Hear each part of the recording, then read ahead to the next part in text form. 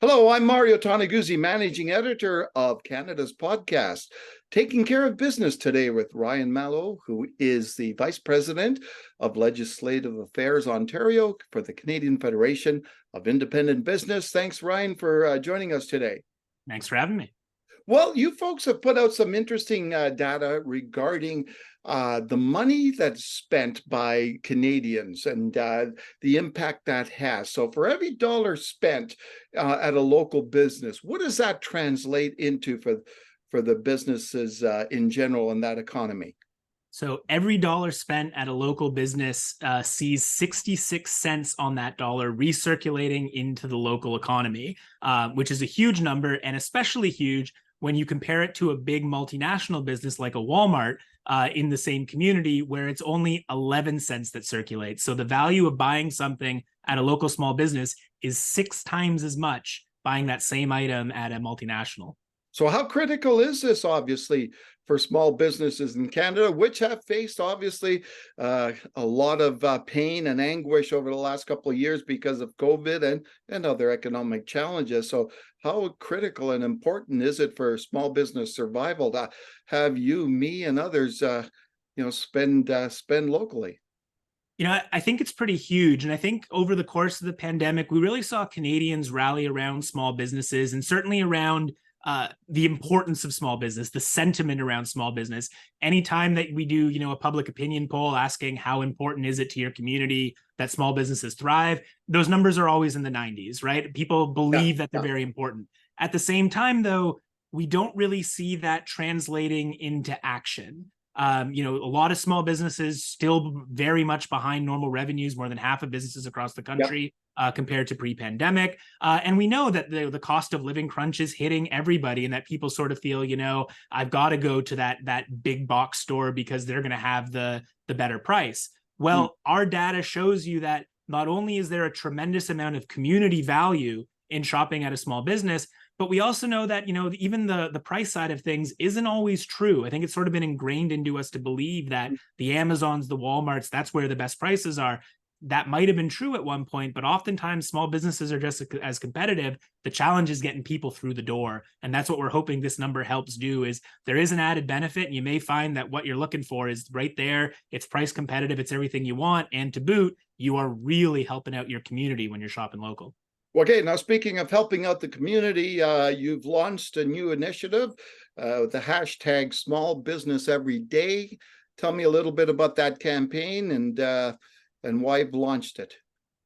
Yeah, so this is our 4th year running Small Business Every Day, and it's something that we came up with during the pandemic. Again, just to remind Canadians that local businesses have been through a tough time, but they're looking for your support. It matters deeply to them, and to draw attention, not just for local shopping, but to policymakers as well, to remind them that, for the billions of dollars of subsidies that we hand to large businesses, it's really important that we're making sure the policy environment supports small too, because small does so much more for the community. And again, it's not just about charitable donations or being the name on the back of a kid's hockey sweater or baseball jersey. There really is economic value and community value to that dollar spent locally staying and recirculating in the community.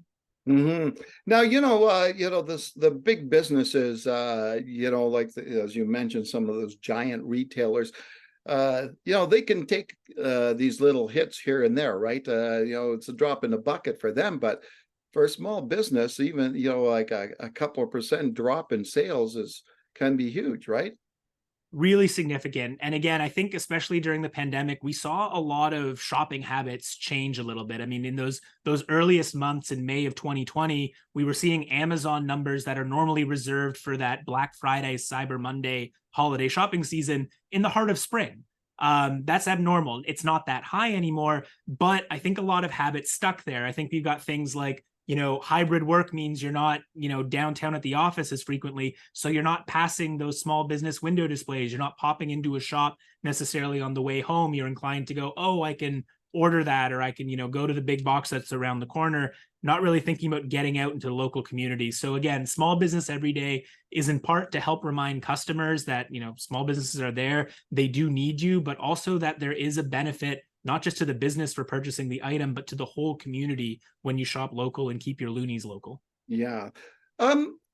What's your sense I guess the sentiment and in the small business community these days? As I said, we've talked a lot about some of the challenges they faced over the last few years. Do you think and of course the CEBA loans which are due, and that's another issue we've talked about before.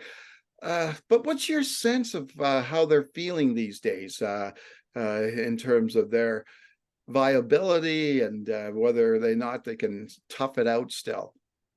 Would say that there's still a lot of nervousness around that. I think there's a lot that's still up in the air. I mean, small business owners by their nature tend to be very optimistic people. I don't think that, you put everything on the line and chase that dream if you're not optimistic by nature.